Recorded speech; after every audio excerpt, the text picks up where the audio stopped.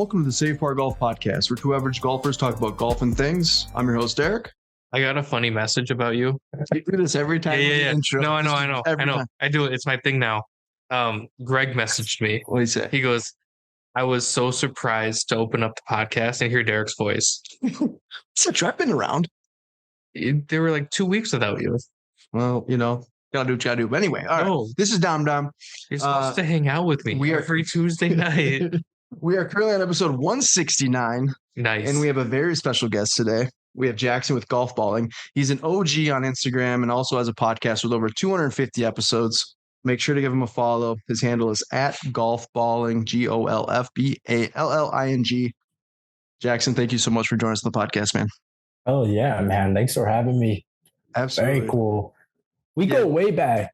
Maybe not specific mutual, name to name, but we go way back. For sure. Well, we mentioned it before we hit the record button. A lot of the guests that we've had, whether they're business owners, entrepreneurs, whatever it might be, most of them have started within the last couple of years, and since COVID. And I was like, this is so cool because, like I mentioned, you're an OG, and it's really cool to kind of hear the story of how GolfBalling started and be able to kind of relate somewhat to the Save Par page. So excited to have you on and appreciate the conversation. So. When did you guys start? So Save Par started, I think I should just check the history. Not too long. It was like 7 or 8 years ago. And if you look, it's kind of funny. I think on my Instagram post, I have like 6,000 or 7,000 posts on the Save Par page. Yeah. But I did take like a couple of year, like kind of hiatus. Even this last year, kind of haven't posted nearly as much. It's just kind of a little overwhelming, as you weird. You kind of understand too, but got really big into it. Was like obsessed with it, posting 3-4 times a day, just kind of a side hustle. Really enjoyed it. And it really, those couple of years, it really took off. And so that's part of the conversation we like to have with you, just kind of like how you, what inspired you to start GolfBalling. And, I'd like to hear that story, but yeah, I'd say 7 or 8 years, and you've probably somewhere around that same time period, I'd imagine. Yeah, I would say so. The history of GolfBalling is a little bit weird. I mean, going all the way back to the origin, 2014, it was everything Nike golf, because I think I was like freshman in high school. I had just really gotten into golf. Like I'd, been into golf. I got into golf like 7th grade or whatever. And, that was like high school golf. And so it kind of got real. And, that was like Rory's prime. Yep. And so like Rory was my Tiger Woods. And so he was killing it. And so I started like Nike golf in 2014, man. Like the covert, even their apparel, like the shoes. Yep. I loved Nike golf. So I made that. And then, it blossomed. 500 followers, in a year. I got into high school. I met a buddy. His name was Sean. We were on the golf team together, and we made, like the 2014 Ryder Cup, we made, it was like All Things Ryder Cup or something like that. So that lasted a week. And then we shifted to all.things.golf, and that lasted like a couple of months. And then he thought of the name GolfBalling in probably 2015. And then we brought in our other buddy, Nick, who was also on the golf team. And we ripped it for a couple of years, sold it in 2017. And I started it from scratch again, took a couple of years, kind of took a hiatus, like what you're saying. And, 2 years later, I built up, 30,000 followers, and I was in college and I gave it a go. And then COVID hit, and COVID is what really changed the game. And, I don't know if you guys were running, like you'd private your account and people would share it, and you would just get like 1,000 followers in a day. I mean, it was crazy. So the GolfBalling roots go really far back. But I would say GolfBalling about 2015. So yeah, it's been like 10 years now. So when you say that you sold it and then got it back, how did that work? Was it? So this is the dumbest story in the entire world. So I had brought on my buddies. We grew GolfBalling in 2017, which was my final year of high school, to about 50,000 followers. And at that point, it was like Golf Grinders, Golf Gods. Yep. I mean, GolfBalling is like the third most followed Instagram page, or 4 or 5 or whatever. And my two buddies were going to play Division III golf. And we knew this guy. It's called the Player Service. It's in Downers Grove, Illinois. And it's like, golf lesson on crack, a lot of money involved. And so this guy was like, we'll hire you to be interns on this while you're in college, but you can have free membership to our services. So they had like a warehouse of, a couple of TrackMan simulators, a green with a short game space. It was a cool thing, but their thing was like, you switch the GolfBalling to our company, you run our company's social media, and as payment, you get free lessons and all that stuff. I didn't do it. My buddy didn't do it. Now it's not the dumbest thing I've done in my life, but it's definitely the second dumbest thing I've ever done in my entire life, selling a golf account for $0. And the worst part was I dropped out of college a couple of months later, and I went back to that guy for some money, and he like quick paid me $300 and I never got it. So I had a vendetta against him for a long time, but it's kind of a complicated story, but it was a whole fucking nightmare. So I didn't even get it back. I just made it again. I just made a new GolfBalling account. Gotcha. So that was the 600K account. So it's kind of crazy. I went from like a top 5 Instagram account in 2017 to a top 5 Instagram account in like 2022. I did like twice. No lessons were learned. So we definitely want to hear about that, because this is not related to the one that we talked about before hopping on it. So I'd say, I kind of view it as like, that was GolfBalling 1. The everything Nike golf to all things golf to GolfBalling to selling that account was like the first era GolfBalling. Then the 600K was the second, and now I'm in fucking number 3. Third time's a charm. It's just like a sports stadium. Like the Cardinals have had Busch Stadium 1, Busch Stadium 2, and now they're on Busch Stadium 3. Yeah. Oh wow, cool. You Cardinals fan? Yeah. Are you really? Wow. Yeah. You from that? What? No. I actually have season tickets for the Twins. Okay. All right. Back in elementary school, did you ever do like the Flat Stanley project? I don't know. Okay. So anyways, back in elementary school, we sent a flat, I had to send my Flat Stanley somewhere. My dad's company, he works for, is based out of St. Louis.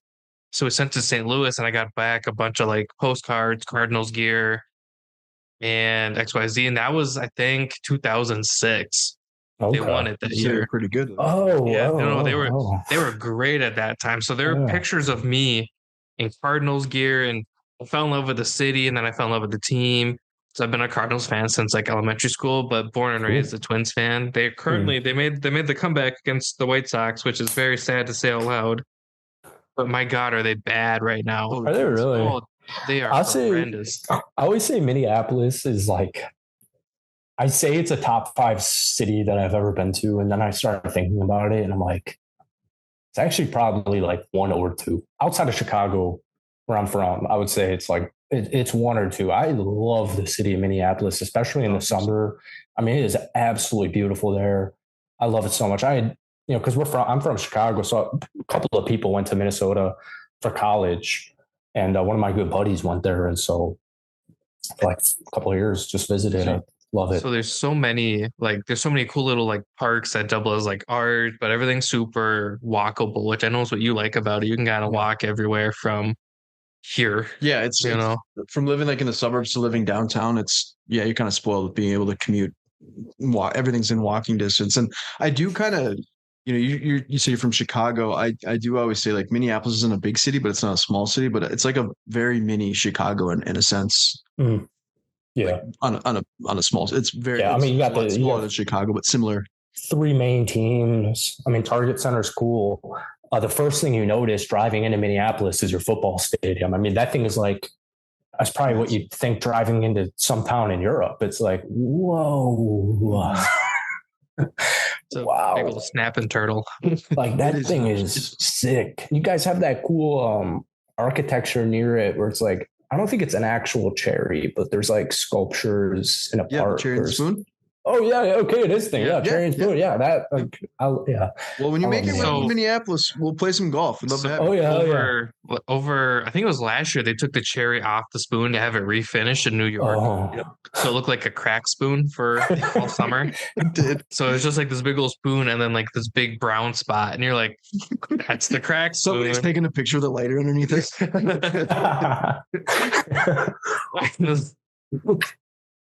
No, but for real, it's an awesome city. Minneapolis does get a bad rep because it's underrated here. But it is underrated. You know, like you said, we have 3 teams, technically 4 with the Loons. Now that we have an MLS team. Oh, okay. Yeah. Hey, we can't forget about the Lynx, dude. They were in the Minnesota Lynx. I lumped them together with the Timberwolves. Oh, yeah, because it's an NBA team. That's true. Yeah, that's fair. It's just one has an extra letter. Yeah, that's fair. Okay, so you sold GolfBalling. You ended up starting another one. It's a couple of times, and like you'd mentioned, you had over 600,000 followers, and I remember that. Like I was telling Dom, like huge count.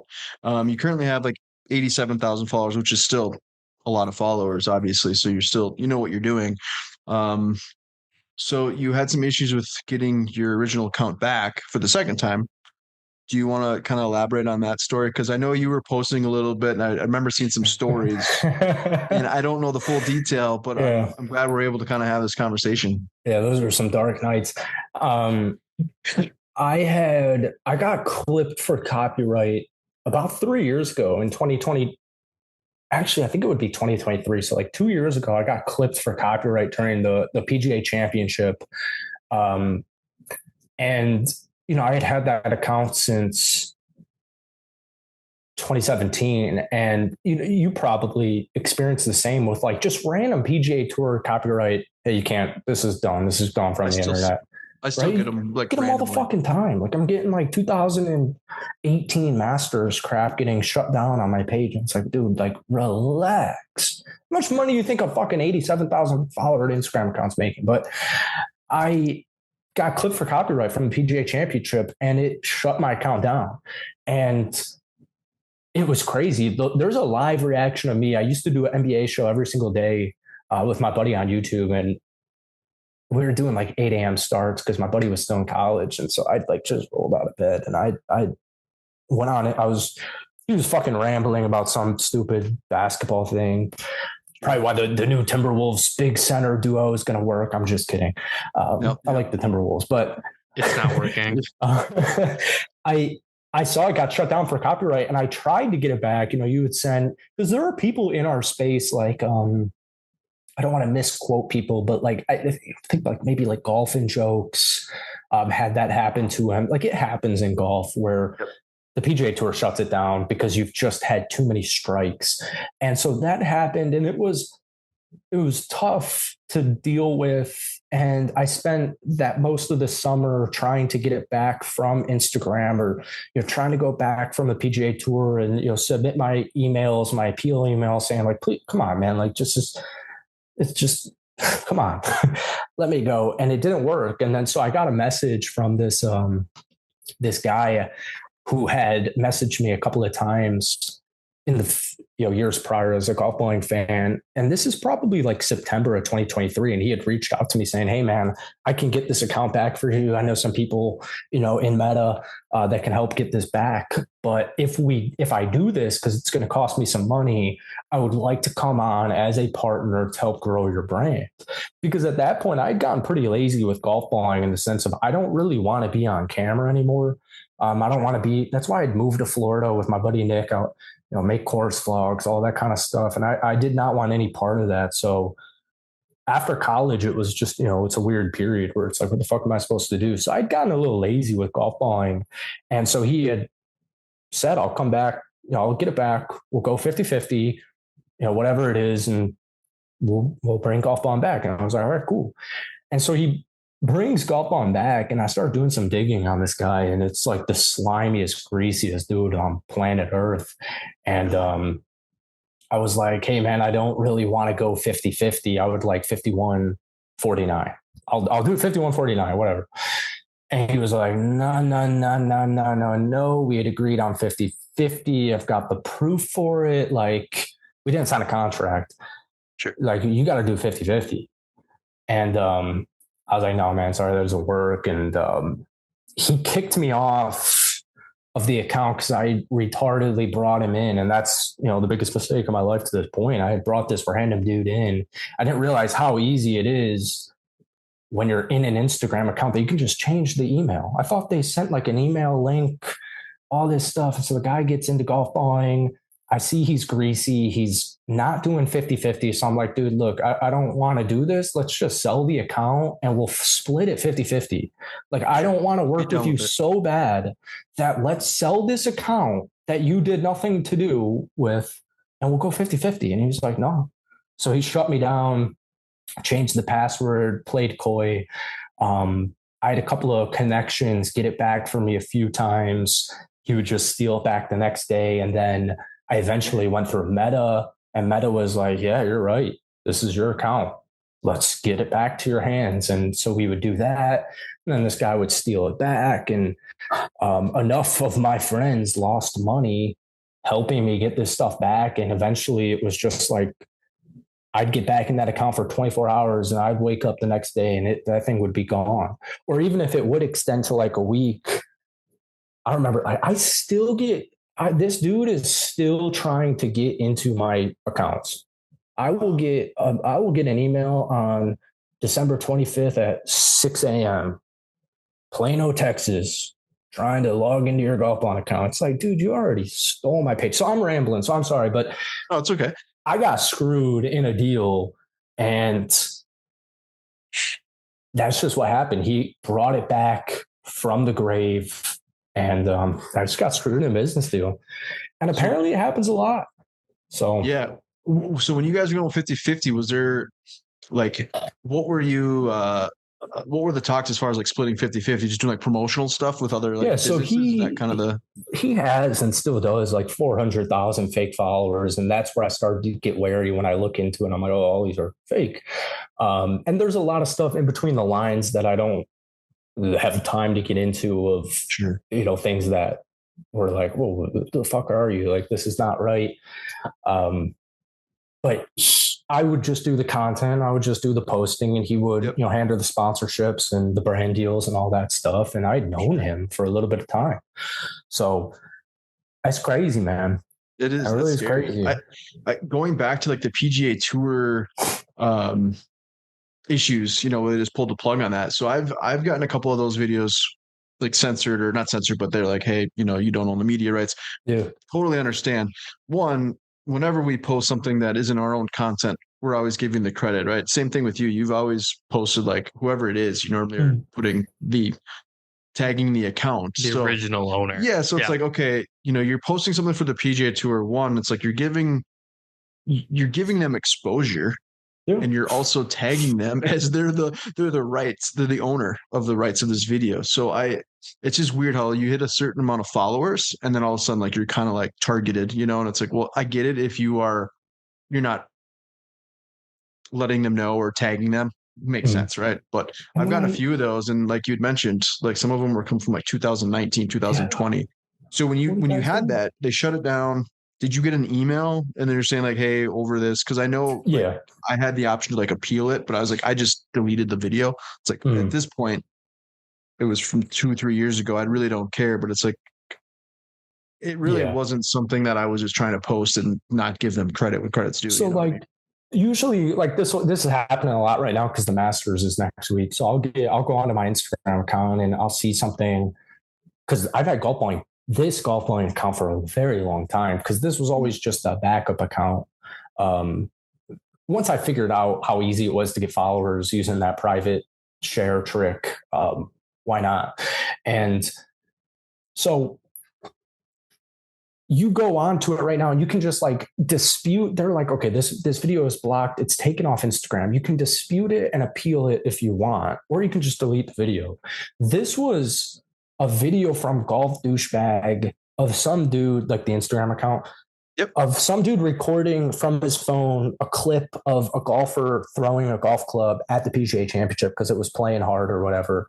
And I just, enough of those disputes, I guess, that they were like, that's it. That's the final straw. Because you can get to that point where it's like, hey, look, man, you keep doing this, your account could be deleted, where you get that notification, and it just happened. And so, yeah, you get the appeal, like, PGA Tour, use this number, and I did it. And, I think people like Golf and Jokes have had that issue too, and they've done it, and most of the time it works, and it did not work for me. That's kind of one of the reasons. Yeah, it's one of the reasons why I kind of stopped posting PGA Tour content. And it wasn't like I was blasting PGA Tour content, but like that's how like some of these pages, like myself, got not like famous, but it grew, right? And it's like we're sharing content and in the hopes of people can see it, but we're also giving the credit when credit's due. So it was just kind of weird how there's also one PGA Tour. It's like what. You're watching like, okay, a Rory McIlroy, Tiger Woods clip gets clipped, and it's like, where do you think this is coming from? Like, it's the PGA Tour. Like, LIV didn't exist. Exactly. How greedy are you for money? I mean, it's tough. And I actually feel like I saw something in the last couple of weeks that they're changing that, but I don't know to what degree. You look at a sport like the NBA. I mean, I make a ton of NBA content. I mean, I can tweet, I can Instagram, whatever the hell I want from that. You could post a whole NBA game on Twitter. 3 hours, 3.5 hours, Game 7, Warriors, Cavs, 2016. Why wouldn't you want people to see that? Right. You're watching NBA basketball. You're watching, this is a clip from the PGA Tour. This is Roy McIlroy. You're watching the PGA Tour, the only tour he plays for. So that's stupid. And they'll change that in one day. And I don't know if it matters.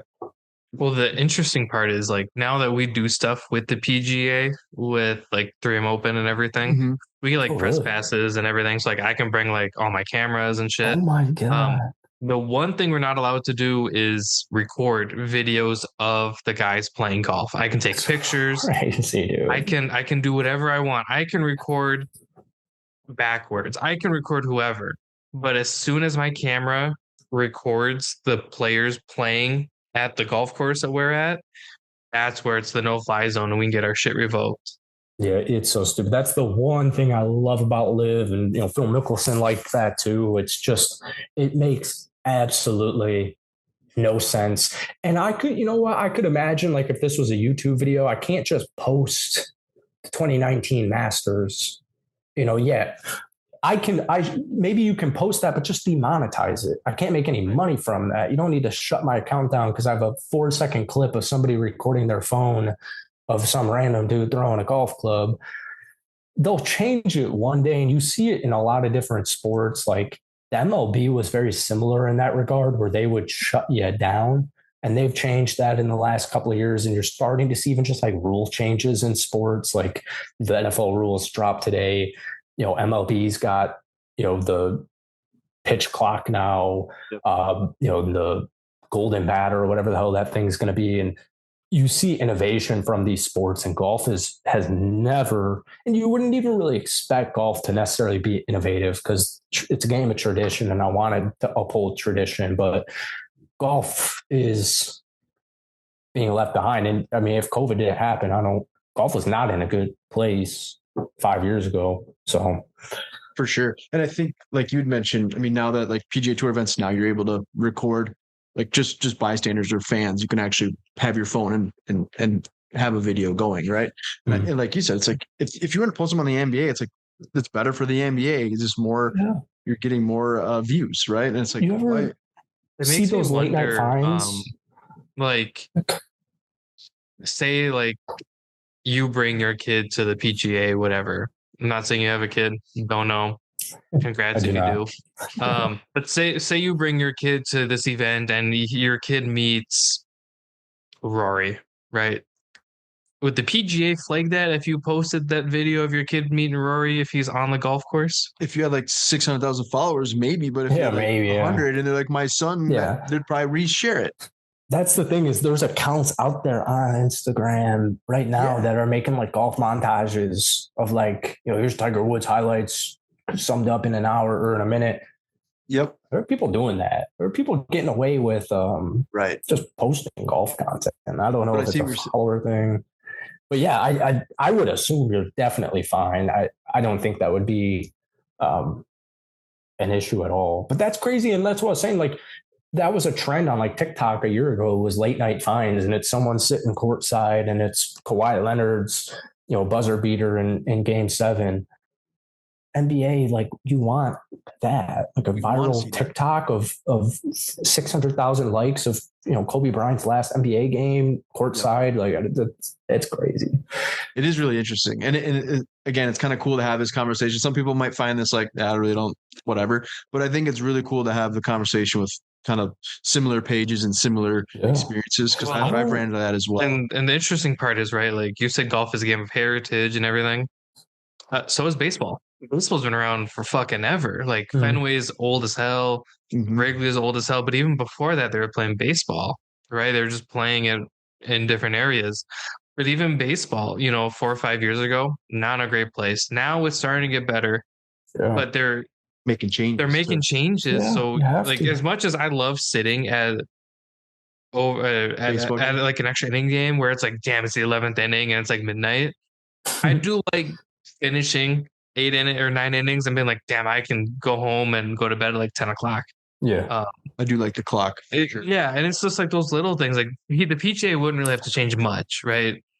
But it's been the same product for such a long time that I feel like they're complacent, where everybody's bashing Liv for all of these antics and everything. But it's like, if Liv isn't going after people on social media and letting players be themselves and letting fans be themselves, it sure seems like they're more fun and better to work with. They're definitely winning when it comes to the social media content side. Definitely. For sure. Yeah. But sure. Speaking of that, so we've had some really cool guests on the pod, including Bob Does Sports. Nice. I remember back in the day, he used to send me DMs. This was pre Bob Does Sports. Yeah, this was like Yep. Okay. So he'd send videos via DM to share. Do you have any funny stories or crazy DMs that you've had in the past? You had Garrett too. Yep, GM Garrett Clark. But Garrett on the pod? No. We had him like a long time ago. He used to send me messages. Oh yeah. Which obviously he's like the mecca of influencers right now when it comes to him and good. We had Roger Steele on the pod. That was cool. Roger, yep. Chicago guy.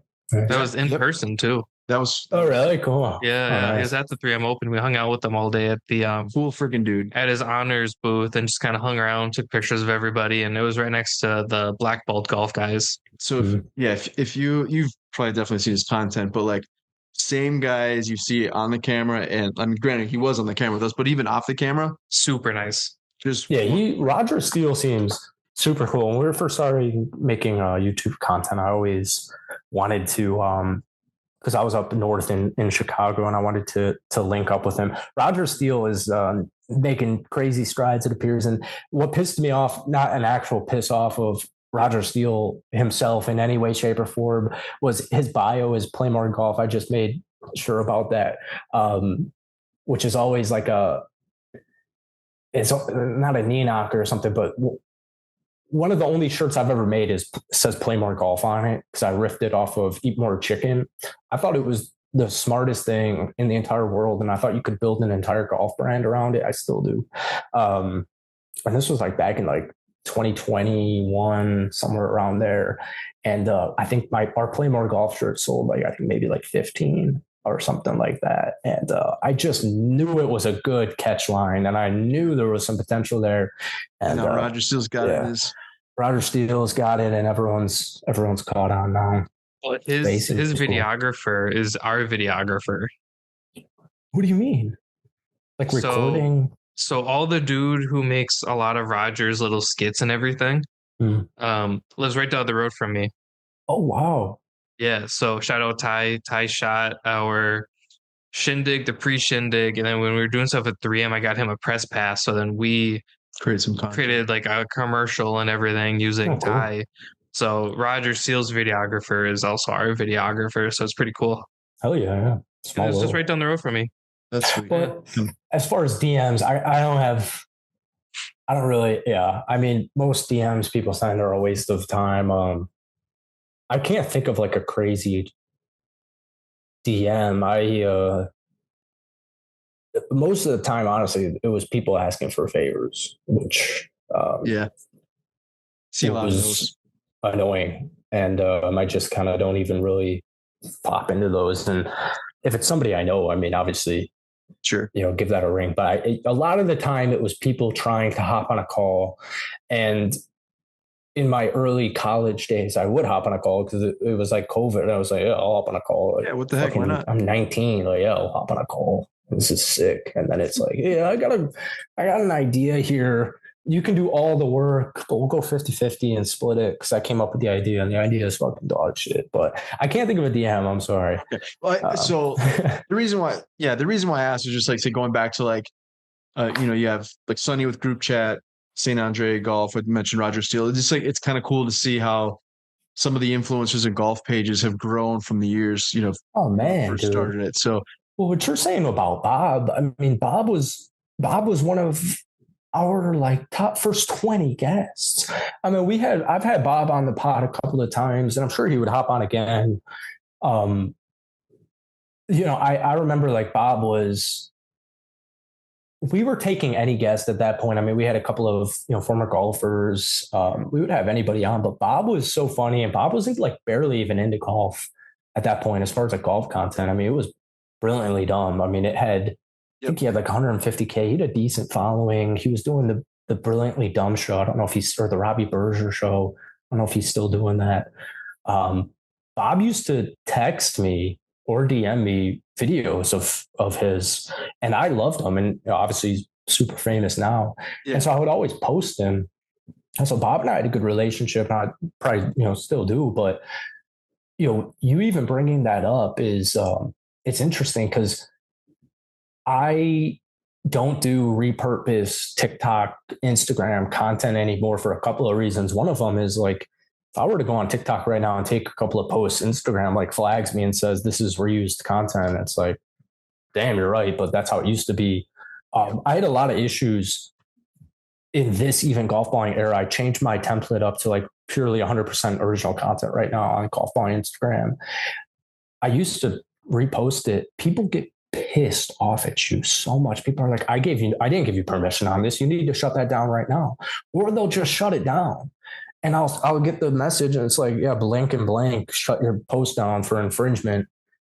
And it's like a fucking, someone with 2,000 followers. And like, I didn't give you permission to post. And it's like, dude, I'm sorry. It's on the internet. Like, I thought you would want me to post it to grow your brand, to help grow my brand. Cause somebody like, could you imagine if Bob does sports, Brilliantly Dumb 5 years ago, and I post them on GolfBalling? He's like, no, you can't do that. Like, what are you fucking?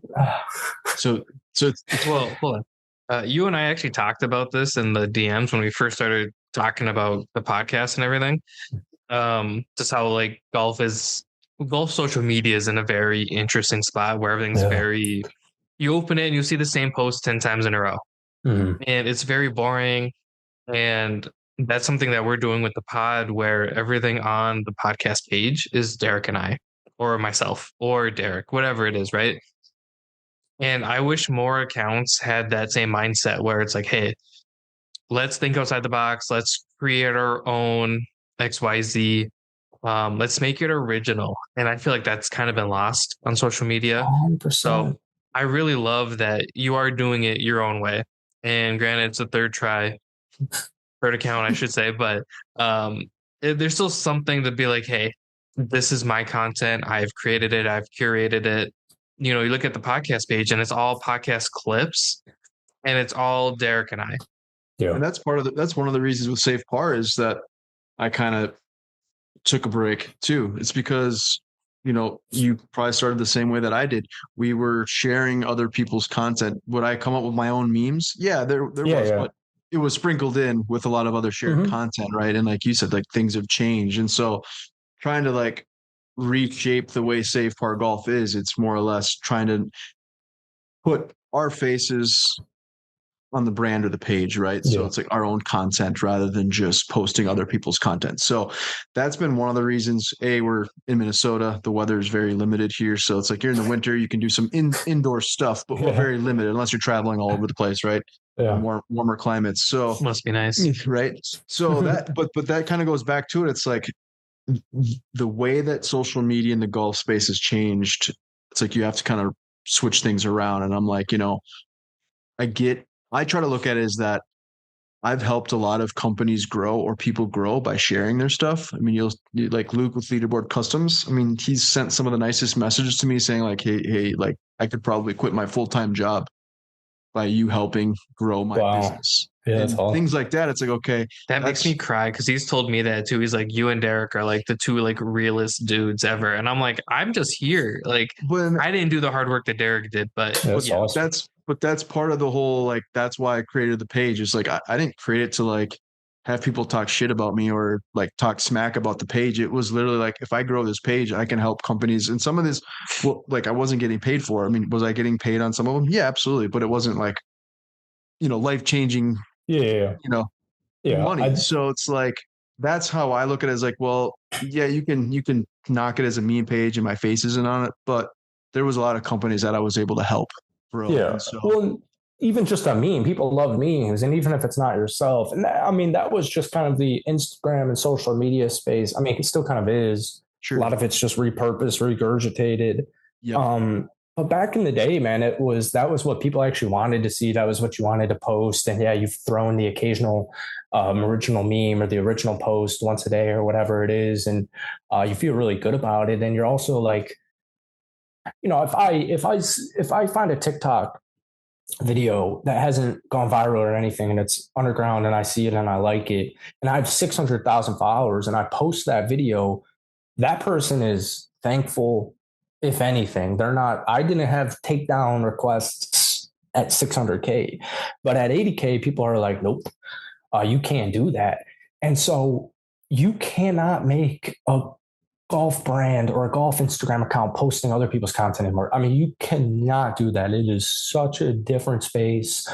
Authenticity in every single niche, in every social media, it is 100,000% already in, and it is about to be all you're going to see. And so, podcasts like yours, even if it's not getting, 100,000 likes or whatever, your clips aren't even getting, the engagement you want. That is definitely the route to take. And that is just what you got to do. And that's what sets you apart, and it all compounds. And yeah, that old format is certainly gone. And, you look at an account, because I had that problem trying to regrow GolfBalling in the last year when I didn't have this new original template. You find something, they're fine with it posting. They want to post it. It's a viral post. No one has seen it before. You post it. Awesome. 1 hour later, Cyrus posted it. 1 hour later. But see, I had, at 600K, I can pop over to even like golf and jokes, say par jokes, or say par, a group chat golf meme, 100K, whatever follower account. I see something circulating with them. I can post it. I can give you credit if you made the meme. I mean, it was different. It's completely done now. And I feel like everybody's like, oh man, the golf, Instagram, social media community is so tight knit and so accepting and blah, blah, blah. And it's like, I would beg to differ. I feel like it's almost a free for all in a lot of ways. Like we have the PGA taking down stuff where we're actively trying to help grow the game of golf. I think with their content. Yeah, I think but then on the flip side, I'm going to let you talk, don't worry. There's people who are like, oh, you can't post that meme because of XYZ. And it's like, we're tagging you, we're doing XYZ. And, don't get me wrong, there are a lot of accounts that are great. And there's a lot of accounts that we talk to on a daily basis that are phenomenal people. But there's also a lot of the big ones that are like, hey, like I reached out to somebody to come on the podcast. I was like, hey, I love that you're coming back, blah, blah. I'm not going to say names. And they're like, hey, you don't have enough followers. We don't want to work with you. Wow, and I was like, would love to know that. I was like, name. Very cool. And I looked at the follower count. Derek has more followers than them. Do you think I would know him, or? Huh? Would I know this person? No, it's actually a company. Oh, really? Yeah. Well, I mean, that's brutal. I don't. There are very few like individual people that are like, no, we're not going to do that. Yeah, right. Because even if you had like, I could have 600 followers or 600 million followers, and if someone wants me to, pop on and spew my philosophy, then hell yeah, get to know somebody else or whatever. I don't know if it's like necessarily correlated to what you're talking about, but at 600K and every account and every important account or whatever, everybody and everybody knows you. The amount of people who did not and still don't mess with me or respond to a text or respond to a DM or any single thing, it was actually crazy. And so I'd even just say the worst part about golf balling number 2 wasn't even of my own fault of losing it and being stupid and getting scammed and this guy stealing it from me, and him being alive. I'm just kidding. But it was dark days, but I lost my train of thought. It's okay. Well, you're leading up to something really. I'll tell you, you DM'd me and I geeked out because I was like, I know Derek's a big fan, and I'm like, this is yeah. Cool. So I'm sorry, the amount of people, it's like 10 o'clock here. The amount of people that do not, it was super depressing of not only people or like of mutuals in that golf world that no longer will reply to you or give a fuck about you or anything like that. Like, just could you imagine if somebody hacked Bob Does Sports right now and like was just like posting as them? Like, this dude posed as me as GolfBalling for took months. Your identity essentially. He stole my identity for months, and I'm spewing from the rafters. No one fucking cares. People like you care. Me. GolfBalling. My mom cares. My girlfriend cares. Golf and Joe cares. Family. Yeah, for sure. But could you imagine if Good was hacked? Could you imagine if Foreplay was hacked? Could you imagine if Bob Does Sports was hacked? And they walk away scot motherfucking free. Yeah. That's the biggest pain in my heart. And that is what keeps me up for the last 2 years of my life, stolen or not stolen, is GolfBalling at this point in time is just kind of, I wonder what happened to it. Whereas if Bob Does Sports get hacked, I mean, that thing is solved in probably an hour, maybe 2. Sure. I mean, it's just crazy. So that's what upset me the most, and that's what fuels me every single day, and that's what keeps me up every single night is no one really gave a fuck. And you can say that about a lot of endeavors in life and brands in general. Like, I don't really even these golf accounts, like Bob Does Sports gets shut down for copyright, like that really sucks, but I can't do anything about it. There was not an allegiance or a following to GolfBalling at that follower amount that you think that you should have had with the amount of followers. It just that's what hurt the most. I remember you posted a story. I think I sent you a message on that, just kind of because I remember you posted some random, because you have your personal account, or is that your podcast account, I think, or something? Okay. Like that. Yeah. You were posting. Yeah, that's the new GolfBalling. Yeah. Okay. Yeah. Okay. Yeah, that's same account. But yeah, I hear you. So as far as your current account, are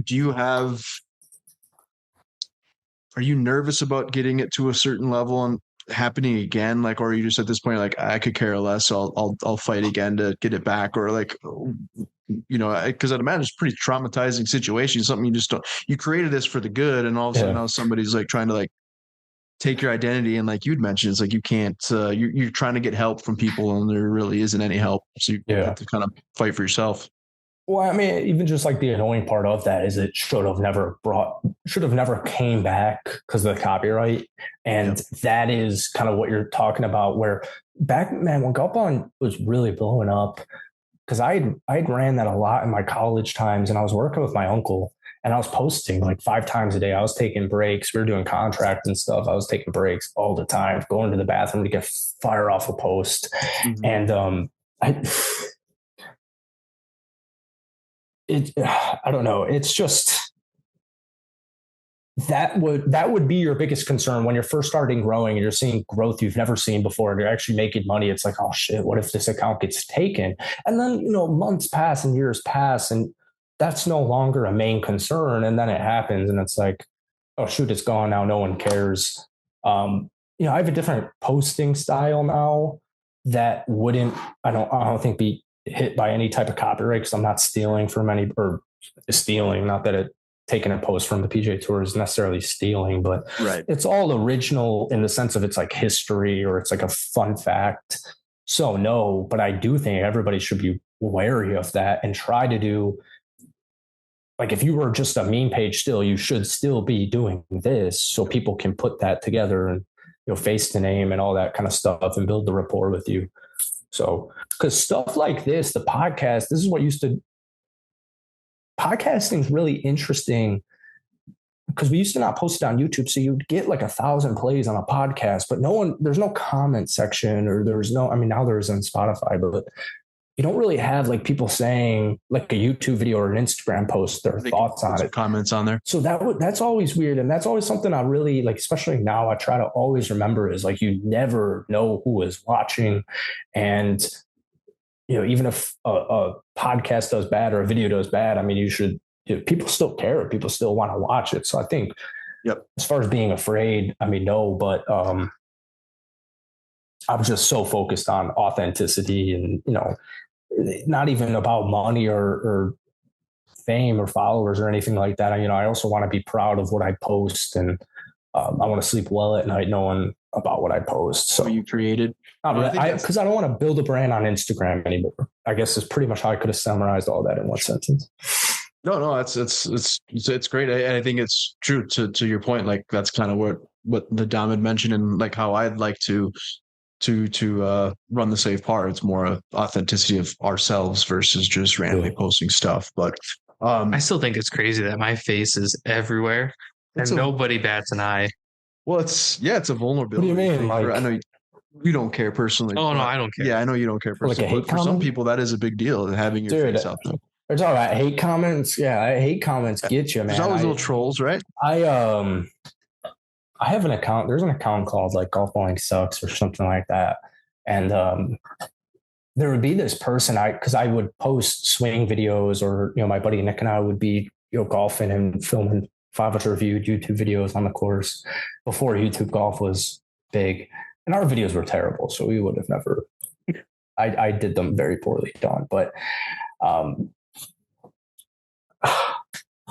do you have like a specific comment that like really got to you? Like no, I just mean like you get those. I mean, especially with a big follower account. I mean, there's going to be trolls, and like, I'm pretty sure that person is somebody I know. I had a feeling that, and I still do, that was somebody in my friend group, and I would love to know who that was. It's probably just like, it's probably your best friend. It's like, have you seen that TikTok where it's like, who the fuck in my contacts is Barney the dinosaur? I've seen that one a handful, but it's like, okay, which one of you is secretly Barney the dinosaur on TikTok?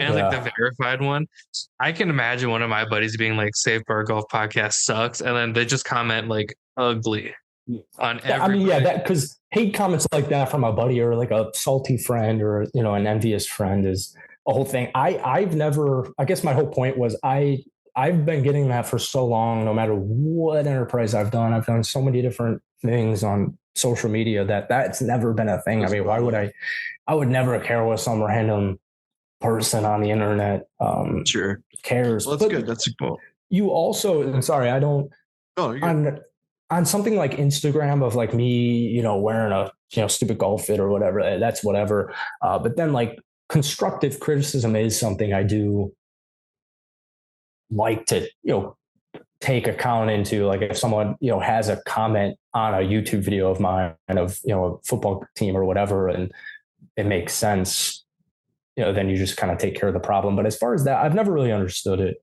but I think it's just because I've been doing it for so long. And I don't think a hate comment would get you, nor should it, obviously, but yeah. Well, I think, my parents did a really great job explaining to me at a young age that like, hey, not everybody's going to like you. And I'm like, okay, like that's absolutely fine. I know my personality is a little bit more out there than like Derek's is. Derek's a little bit more quiet and reserved. This is me. Like, unfortunately, I am kind of loud, kind of brash. That's what you want. Opinionated. Yeah, I was just saying, I think it's more opinionated. But, I think that's good. But like, if you don't like it, that's fine. I'm not gonna like cry for you to come and listen. I'm not, and if you're like, oh, Dom, your hair's stupid, very cool. I can cut it at any time I want and then make that person awake. Like does not affect anything. And for some reason, people are too afraid to make that first step because of that. Yeah, stupid people. Especially too, like people wouldn't say that, to your face. And I've met, some people have come up to me and no one would ever say that to my face. And I have a lot of experience in that realm on just being on YouTube, of people being big time haters that you don't even know. And it's just always jealousy. I mean, it's always envy in that sense. And I don't. I was just gonna say that it's actually sometimes it's good to have haters, right? They pay your bills, something right. Yeah, exactly. I don't have any haters right now, and it doesn't get any hate comments. That's how I feel. Yeah. Shit. I'm getting no hate. I'm not getting 1 stars anymore that I'm swearing too much. Dang it. I know. You guys are sitting talking about hate comments, and I'm like, nobody comments on the podcast hate. And I'm like, am I doing something wrong? Like, do I have to post more like controversial stuff? That's one way to do it. I have a couple more questions I want to ask you. But you talked about NBA and some other stuff. So what do you talk about YouTube? Are you big into other sports as far as on YouTube? Like what else do you do? Yeah, I've been covering the NBA since 2020, the NFL since 2022. Like the Viking, assume you're Vikings fans. No. Oh, Vikings fan? Hell yeah. You're a Vikings fan. He is. I can see the stadium from my apartment here. Oh, really? Yeah. You can see that from here? Oh, wow. That's sick. I just made a JJ McCarthy film study 3 days ago. Now, after the whole GolfBalling exposure, I kind of know the underbelly of I actually try to keep it as unknown as humanly possible. But that's also a big issue as far as like, growing an audience and people caring and stuff. And I have a lot of issues. I feel like I undershare because I feel like I used to overshare as a younger potter. Now I feel like I undershare, and there's definitely a healthy medium. But my entire life is in our group chat. See, you watch a podcast. I watch like other people's podcasts, and that's what I want. I don't want to hear like necessarily like for my podcast, like if I was a fan of account like that, I don't even, or if I'm listening to you guys talk about, the Masters this past weekend, I'm not even as necessarily interested as, let me check out the St. Park Golf Podcast Masters take specifically. Or I mean, that came out a little bit different, but like, I kind of want to hear you guys riff and it's rap. more or less just hear a conversation or hear us talking. Yeah, like I kind of want to. I heard that in a podcast I was listening to you guys earlier. I think it was you were saying you had a podcast. It was like your 4th of the new year, 3rd of the new year, and you're like, and Dom's not here. Blah blah blah. I like the riff, and you want to hear, because my girlfriend loves like stupid fucking YouTubers, and sometimes it's on the TV, and it's like I like hearing the behind the scenes, like give me a day in the life of like your actual day. I don't need to see you like waking up at 6 to go to the gym and giving me a bullshit day. Like give me the boring parts to it. I work 9 to 6 and then I'm here and then I go home and edit. And then I'm probably going to get Taco Bell on my way home. And that's a day in the life of Dom. Oh yeah. But you make a good point, because there's a few different podcasts that I actually listen to, and it's the same thing. It's like I really enjoyed their conversation, so it really doesn't matter what their topic is. It's just like I generally like listening to what they have to talk about. My favorite one, not to interrupt, my favorite one that you and I have done without a guest is we did one where we had to try to name a certain number of things before the other person ate a certain number of pizza rolls. Oh yeah, by far my favorite thing we've ever done, and nobody liked it. And I'm like, oh my God, I'm having so much fun trying to name golfers while Derek eats pizza rolls. And I think I bombed that one, but I killed the other one. It's one of my favorite things because one, we waited too long because the pizza rolls were cold. Yeah, we're supposed to do like when it was like super hot. Yeah, or not super hot, but like warm, right? Yeah. That's my favorite thing we've ever done. And there was no guest, nobody around. We're sitting here in front of my laptop eating pizza rolls and trying to name golf courses and golfers. There are people listening to you say that sentence right now that say that was by far the best episode ever. And now I'm going to actually go back and watch that again because I'm glad you reminded me. And I think that's something so important. I feel like I just kind of touched on it.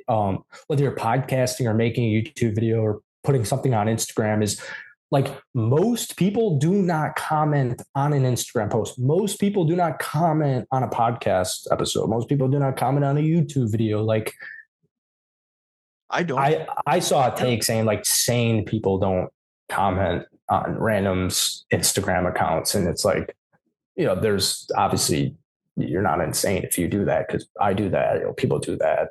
Sure. Like it's just social media, but that's like people definitely listen to you say that right now and are like, I want to go watch that. I didn't see that, and you have no idea. I had when GolfBalling was first blowing up, I didn't know people knew me.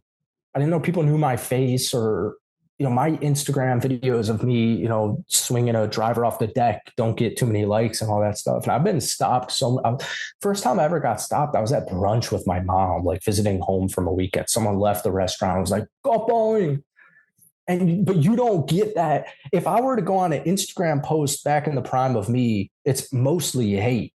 But I'll be at the O'Hare Airport about to board a plane and someone's like, GolfBalling, love it, keep it up. I'll be at a bar in Connecticut and someone wants a picture. Like, that's so cool. The people I like and I consume every day, or the podcasts I listen to, they have no idea who I am, and they'll never know who I am. So I think that's for like creators always so important to notice. Like, yeah, maybe my last pod got, 75 plays, but, different people like it. Like, even using a vague example of like Joe Rogan, like, I don't need to hear about your MMA talk. I don't watch the MMA or the UFC, but I think it's kind of interesting when he explains it. But like, give me your day in the life, give me your diet, give me what you did last weekend. Like, that's the stuff I want. So, no, it's true. No, by the way, it's episode 141, Battle of the Pizza Rolls. We talked about Matt Kuchar's controversy, and I don't remember what that controversy was. Because I think it was. Yeah, his caddy deal. Not paying the caddy. He's been known to not ripping him off. Yeah, I remember. Yeah. Yeah, check that one out. Episode 141. 141. Competitive pizza rolls. Okay, a couple more questions for you real quick, and then we'll wrap things up. We really do. I hope you enjoy the time. It's great to finally meet you. I told Derek we need to come on yours. Just tell us more. Yeah. I'm literally whenever. I'm around most nights. We'll die on a night, but I'm around most of the time. We'll figure it out for sure. Okay, so maybe you don't have a story. So we've had some really cool golf experiences since starting Safe Par Golf. Like what? Well, one would be the Dream Open, the Roger Steele deal. I was hoping you would talk about them. Some of the tournaments that we've obviously been able to play in and actually host. Nice. But do you have a few cool golf experiences that come to mind since starting GolfBalling? Oh man, my whole college life. I mean, it was the greatest show on turf. I had so much fun, and a lot of it was with my buddies. And one time in college, we got flown out to Cabo to view. Yeah, we got flown out to Cabo to tour a resort, Diamante, that was just being built because Tiger Woods had just made a golf course there. They had 36 holes right on the Pacific, coolest golf course I've ever played, and right on the Pacific. And Tiger Woods had made and designed one of them, and it was like brand new. Like they were building it. We were at the construction sites, and so they flew us out like one random school week, my buddy Nick and I, and that was so surreal. And like now they play a tour event there. I don't know if they still do, but Diamante and Cabo. So I played that. I think I quit golf for a couple of months after that. I think I shot like 97 at Diamante or something. And I was like, I'm done, dude. This is like, I hate this. So game. Just to rewind a little bit. So this was something that you were able to take advantage of with the GolfBalling Instagram, or was it something you just GolfBalling, someone just reaching out. I had so many, a lot of the best memories of my life were just like literally like sleeping / living in your car. I would do road trips and I would just post on the story like, who wants to play golf? I was in Virginia one time visiting a buddy's family vacation, and it was the last day, and I just threw up on the story like, driving back to Illinois tomorrow, anyone on the golf on the way home from Virginia. And someone was like, member at TPC, Michigan, which is like up in the fucking, Michigan's not really far. Michigan's far from Chicago. I went way out of my way. That's a hike. I drove all day, met this dude and his buddies and played around golf at TPC, Michigan. Just had a blast. We would my buddy Nick and I would just it'd be Christmas time. We were like, let's just go to Nashville. Let's just get in an Airbnb for a couple of nights in Nashville, post on the story about it. We got onto this course called Troubadour with these two brothers, two of the coolest dudes I ever met. And Golden Tate joined us for the back nine, as a Packers fan, as a Notre Dame football fan, playing with Golden Tate was really cool. One time I was visiting my dad in Florida and I posted being at Siesta Key, and this guy was come play with us. And we went to this private Florida golf club, men only. The carts went 35, have ourselves a night.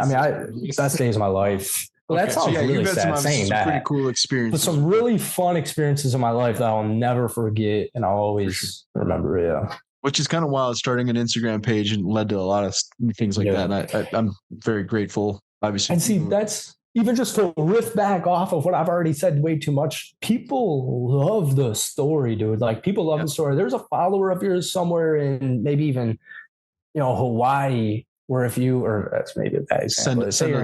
Post a story later tonight. We're going to Hawaii. You're in SoCal on work and you post a story and someone's like, hey man, I'm a member over at LACC or Riviera or something. I love your freaking stuff, man. Let's play tomorrow. It's whoa. Let's make it happen. Yeah. No, for sure. I agree. We've had a couple of those instances, not Cabo by any means, but we've had some pretty cool experiences. We were invited out to play this resort a couple of years ago.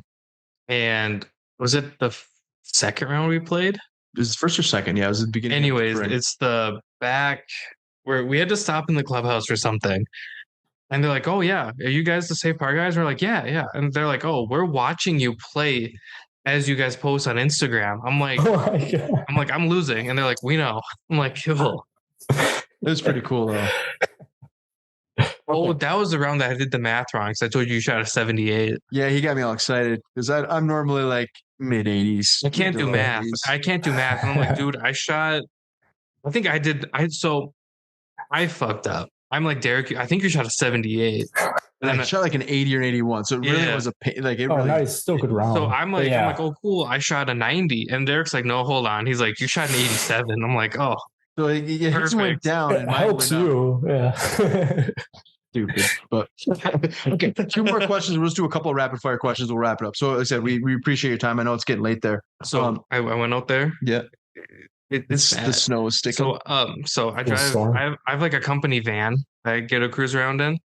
You can't see it. It's gone. It's gone. Just the snow is the snow. The snow is taking over. Yeah, it wasn't sticking. Snow up there is crazy. It's April 1st and April Fool's joke. The other day was 73. The other day was 73. It was, yeah. Damn. I was running outside. Yeah, Friday. But okay, so Masters right around the corner. Who do you think is going to win the Masters, and who would you like to see win the Masters? I got a 2-part T-shirt. Yeah, I got a 2-part answer to your 2-part question. First off, all week I thought it was Masters week. I was telling my girlfriend was like, $2 mimosas. It's like, you've wanted to go to church. There's this church in our downtown town, and then we can go get $2 mimosas at that one bar. It's like, no, honey, the Masters is on. The Masters is kibosh any plan you had from Thursday to Sunday. All right.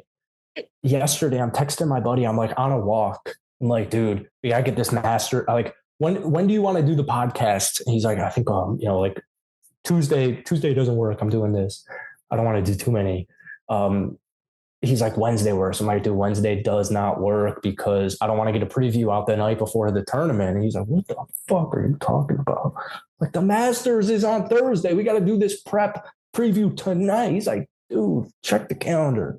So that was that. And then, I'm wearing my Rory's Year shirt. I like it. I'm wearing my Rory's Year shirt. So I'm going to Rory McIlroy. So do you think he's going to win or do you want him to win or both? Well, I think Rory always can win the Masters. Yeah. I think he will win a Masters. And as the years go on, it's like, all right, this is the year. And then it's also more pressure where it's like, oh, shit. I think he's kind of embracing this villain role. And, Rory's got a great record at Augusta. I know he can win. Obviously, he should have won it at one time. But I'm going Rory. And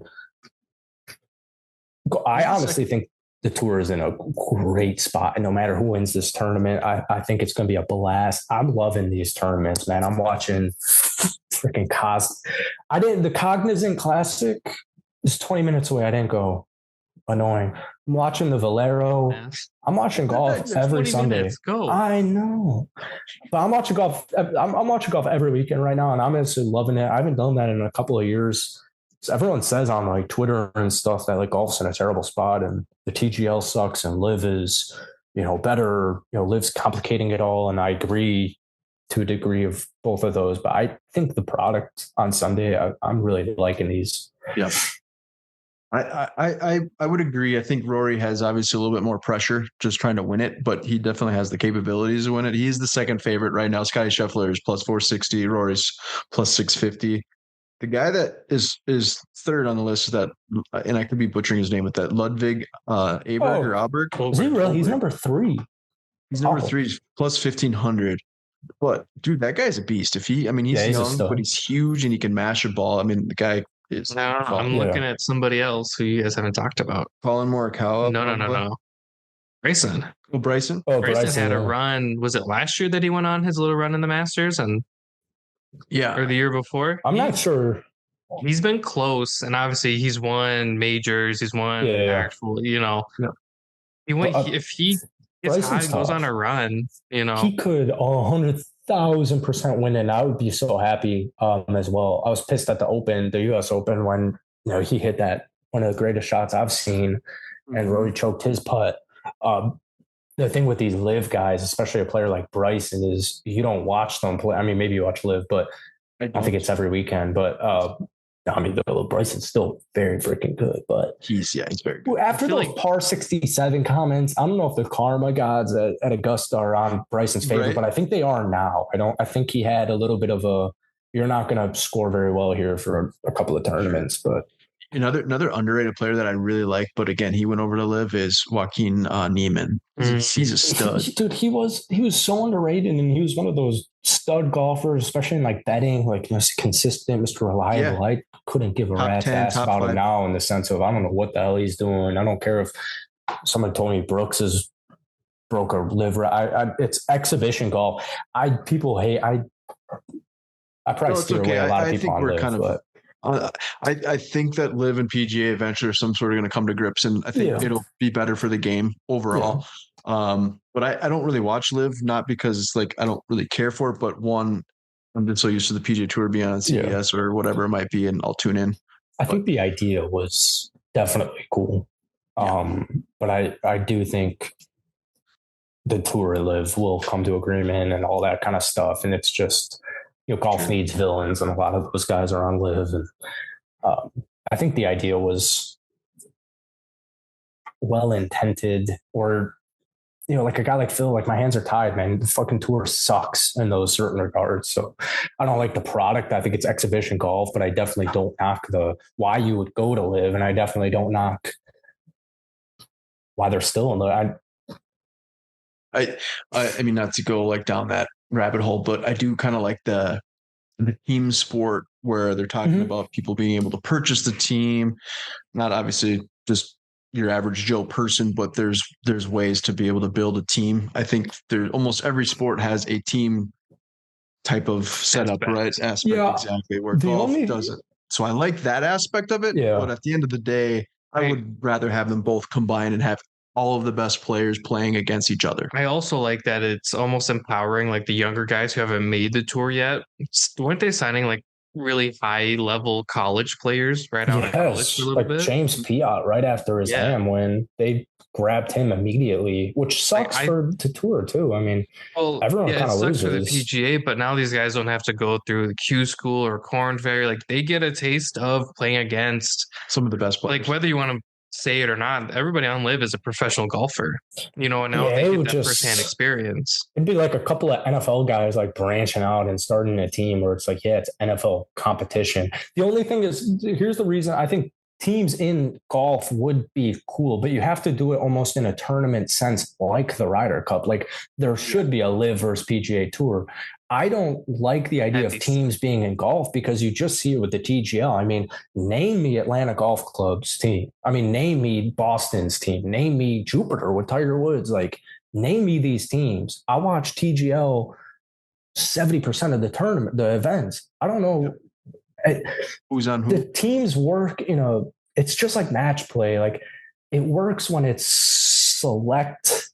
Like it has to be its own thing because like, think of like, I don't even know too much about tennis, but imagine like tennis switched and it's like, all right, you got Alcaraz versus Djokovic in the finals, but they're not playing for Wimbledon. They're playing, Slovenia versus Spain. Yeah. It's like, okay, yeah, this is still a cool product. It's cool to see, there's some allegiance. If they did that once a year, it's cool. But if tennis just like switched to like country teams, it'd be like, I don't think it really fits. Tennis, golf, most of those are all kind of a individual team sport. So I totally agree with you there. Yeah. But I do think that there is something with the team aspect, whether it's look at Ryder Cup. A year. Yeah, exactly. Look at the Ryder Cup, man. It's everyone loves it. It's just like the Masters. That's a good point on the TGL, though. It's like I can't name anybody who played. To me, the only like really cool moment of the TGL was Tiger Woods asking for a fucking chicken finger. Right? Yeah. I was like, I kind of want a chicken finger. Right. Yeah. But it's like I'm not saying the TGL was bad because I do think people tuned in, had fun with it. But I also feel like it was a little too hard to get into, wishy-washy, because it was like looking back at it, like, can you name anybody other than like Tiger, Rory, and like with teams, like if Minneapolis didn't have a football team and they get a football team, you start to learn that team. And it's almost like the NHL where you'll have like the Vegas Knights come in and people living in Vegas are like, all right, this is our team now. We have to learn this team too. It's just, I think with like a team, like there has to be some type of like communal. Sure. I mean, the team I rooted for was like Boston because they had Rory, but then like, I don't care about Shane Lowry like much.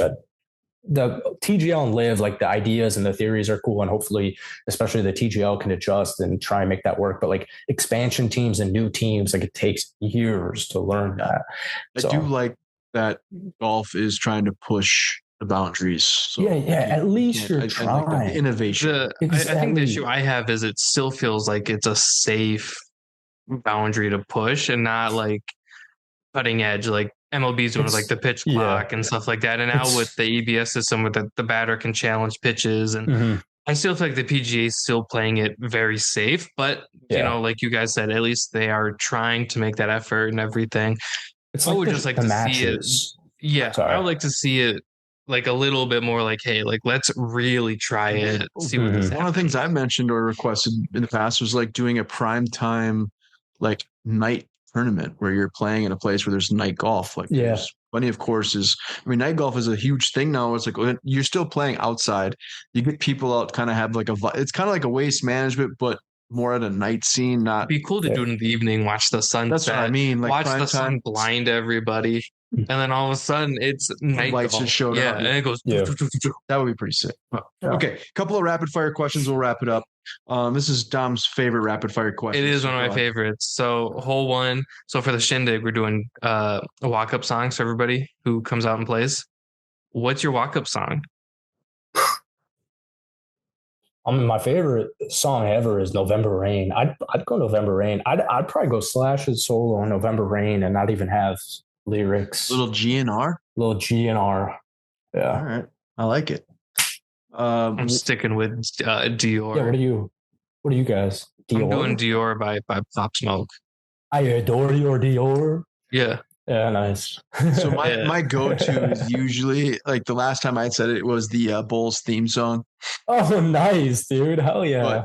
So Dom had made a good point. He's like, I got a good one for you too. Last week I was like, hey, you should do the Space Jam song. The original Space Jam song. That would be pretty dope too. That's well, and then he goes like the LeBron one. I'm like, there's no song in LeBron. No, I said not the LeBron yet. Yeah.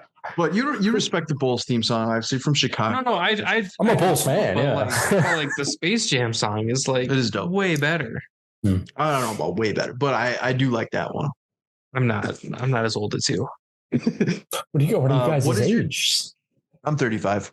35, dude. You're 35. You're a great 35, man. Thanks, Jesus man. I appreciate Christ. it. Thank you. What's the secret? Yeah. 35. Yeah. Some days I feel like I'm 55. Some days I feel like I'm 25. It just depends on the day. Man. Yeah. How old are you? I'll be 28 in May. Okay. How old are you? I'm about to be 26. 26? Okay. Yeah. I look like I'm 20. I wish I could be 26 again. Really? What did you Time do flies, man. differently? Enjoy it. That's all I got to say. Dude, it goes so fast. It does. It's already Man. 10:30, even just on a day-to-day basis. You got a tip for me? I tell you, every day we don't have enough time in the day. It's crazy. I feel like yesterday was COVID. Like I really that was 5 fucking years ago. Yeah. It's like a whole new reality. So now. I got a Snapchat memory, and it was like day 2 of quarantine. I took all the strings off of one of my Jordans and took it apart. Crazy time. Yeah. No, I just took the whole shoe apart because I'm like, I got time to kill. World. And I was like day 2. And I was like, what am I gonna do with my life?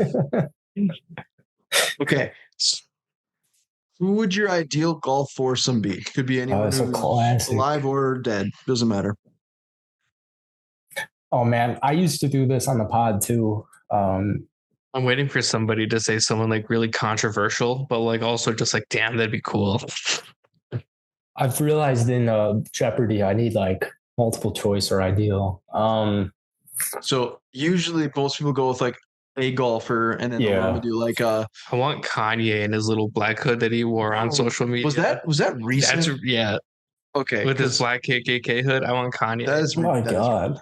Has nobody seen that? Yeah, I saw that. He walks out with DJ Academics and he's got this full like KKK outfit on, but instead of white, it's black. I want Kanye. Dude, I loved Kanye back in the day, but he's crazy. So I think he's wholeheartedly fucking nuts.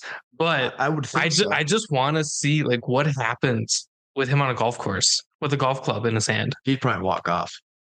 But okay, so going to his point, I would say like normally people pick like a actor, actress, musician, and then like some sort of other sports player. Yeah. So it depends on the vibe you're going for, like, right? You're looking for like a comedian. So I'll usually rock with a comedian. I mean, Tiger or Michael Jordan would be the top 2 for me. Yeah. I've said I'm going to, when my head hits the pillow tonight, I'm going to be like, you butchered, you literally failed. Like that was the easiest question in the world. Like, cause I've already talked about Rory McIlroy like 8 times on the pod. So I'm going Rory. Feels a little weird going Rory. I just mentioned Joe Rogan. That sounds kind of cool. I mean, I'll throw him in it. I don't think he golfs. As hell. Throw him in it. Honestly, I got absolutely nothing. Did you plug that light in, but not actually plug the cord into that light? I didn't plug any of the cords. I plugged it into that one. I assumed you did. I didn't plug it. I'm gonna shift your question, and I'm just gonna say I'd rather. I can't think of people who I'd rather play. I mean, I like playing with my buddies. Outside of like golfers, I can't think of anybody off the top of my head. I'd like just like my buddies at Augusta. I know that's so cliche, but like I'm taking that. Maybe not over $1 million, but I'm taking. I don't like my friends enough for that. I would much rather play Augusta with my buddies and probably play with like Tiger Woods, and I mean that could be controversial, but yeah, right, yeah. But that's not a bad pick. I mean, unless we're playing with Tiger Woods at Augusta, then I probably wouldn't pick my buddies. I mean, no offense. I don't. I mean, you left me home from Vegas. Who knows how many times? A lot of times. He's like, "How have you never been to Vegas?" I'm like, whenever you go, you never invite me. Well, for the record, he would be the third wheel because it's me and my wife. So. Oh, there you go. I'm by myself. Last time you went, you took the sister-in-law. Okay. This was the third wheel. That's true. You had that, but that was supposed to be a family deal. Last minute, her parents couldn't go. So that's true. Like, that is kind of family. You see, I'm not family. It's family. Oh, that's an interesting scoop as well. But that's like actual, blood. Yeah. Okay. 2 more questions. Last one for me is going to be, what's your go-to golf snack? Could be beverage, whatever it is. Mine is, I would say, probably cold M&Ms with peanut M&Ms. Oh, I have mine in my bag. Nice. Sounds good. I would like that one as a snack. But again, it could be a beverage, whatever you're feeling. Yeah, probably just go like a cold not too cold. I'd get a Snickers. They're going to be too cold because they're in the ice. I'd get a Snickers bar and let it sit for probably like a shot or two, and then get into it.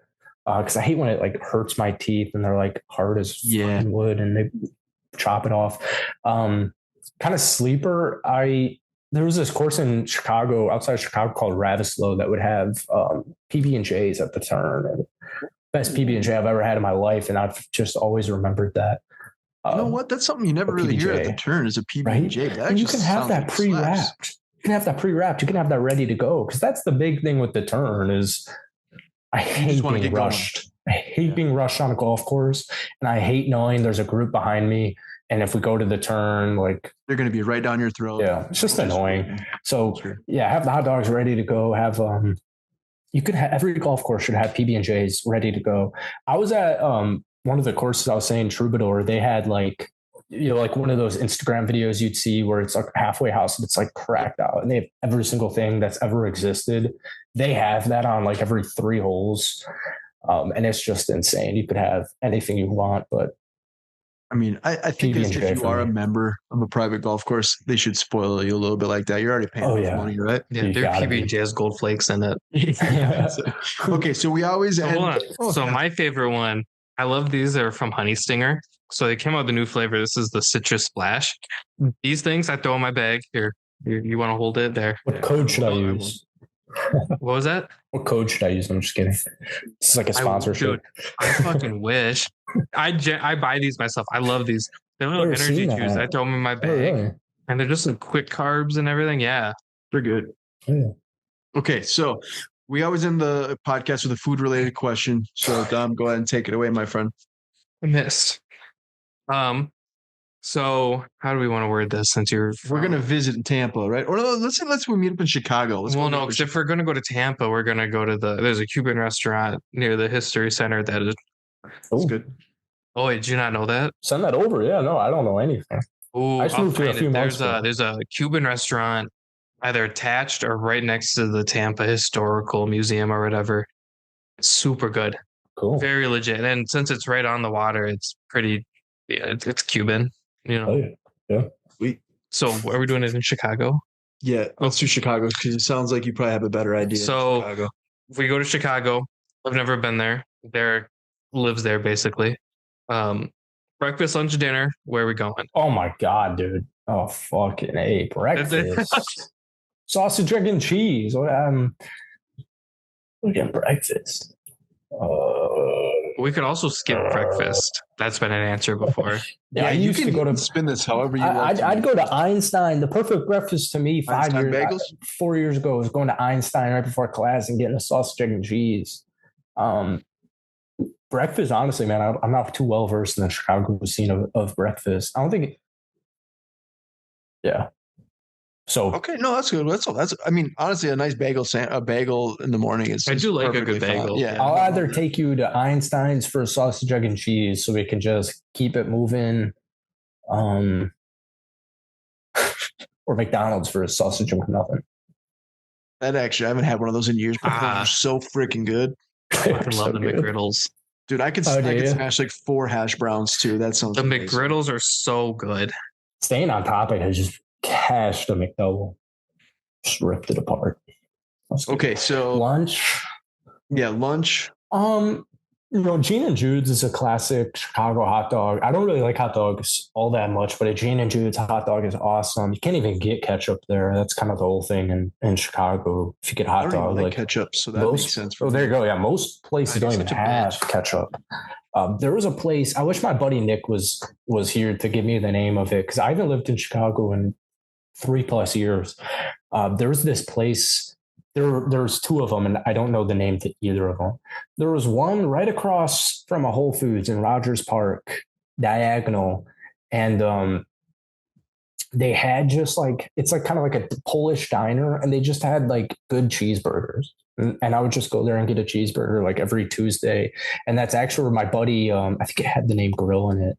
That's where my buddy Nick and I, after 500K, I had this whole thing at every 100K century mark.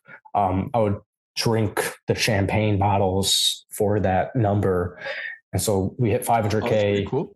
pounded a bottle of champagne and went on over to that lunch place. But Gene and Jude's, that random super niche Rogers Park Chicago chain, and then another place I don't know the name to it. It was like this Italian deli right by the Loyola campus downtown, near Magnolia Mile. If anyone's listening, near Water, right in Water Tower. That was like this Italian deli where you could get hot sandwiches or shop for Italian goods, and I would always go there for lunch. So, what are your thoughts on deep dish pizza? I like deep dish. I like deep dish. Honestly, the way I view Chicago pizza isn't even really deep dish. It's more a tavern style pizza. Yep. Just the way that's cut and made. So we would definitely dinner. Obviously, we're leading up to the pizza. Yeah, we gotta get a slice. I don't have a pizza place for you. Obviously, Lou Malnati's is like, if you're gonna go get deep dish, if anybody's listening that's never been to Chicago or wants to go, I would not go to any deep dish place that isn't Lou Malnati's as far as like a chain goes, like Ghirardelli's and stuff. Lou Malnati's is classic. I bet Ghirardelli's here and it's just not the same. Yeah, I don't like. What about Pizzeria Uno? What's your thoughts on Pizzeria Uno? That was downtown Chicago. Have you had that? Really? Never heard of it. No. Oh, really? Okay. No. I mean, it's one of those places where they say it's like the first like deep dish pizza place. Oh, really? Ever, but I don't know if that's actually true. But my wife and I have been like, usually that's like our staple whenever we go downtown. Sounds like the Juicy Lucy debate here. It's so good though, but it's funny. It's because like the first time you go there, like we're like starving, like we're gonna get a medium. They're like, you do not want to get a medium, just get a small. Yeah. And it's so true because it's like, dude, you just need one, really. It's so filling, but. Well, dude, it's been a pleasure having you on the podcast. Great to meet you, man. And let's we'll hop on your podcast here in the near future. Oh yeah, thanks for having me. Definitely, we'll have to set that up. So around whenever, and we'll get that going. If you're in the cities here, let us know, man. Love to play some golf, dude. That'd be awesome. Yeah, I haven't been in Minneapolis in so long, but my one buddy, still lives there, so I'm sure I'll eventually make my way. I'll give you guys send us a message. Just pick a day. It's not a blizzard outside. Yeah, make sure it's warm. Go July, August. Even May. Even May. Yeah. Even May is pretty. So normally it doesn't snow in May. Keyword there is normally. Yeah, you just never know. Minnesota's, but you're familiar with it. Chicago, kind of similar weather. Yeah. But, well, nice to meet you, man. Yeah, you too. Yeah. Take care. You too.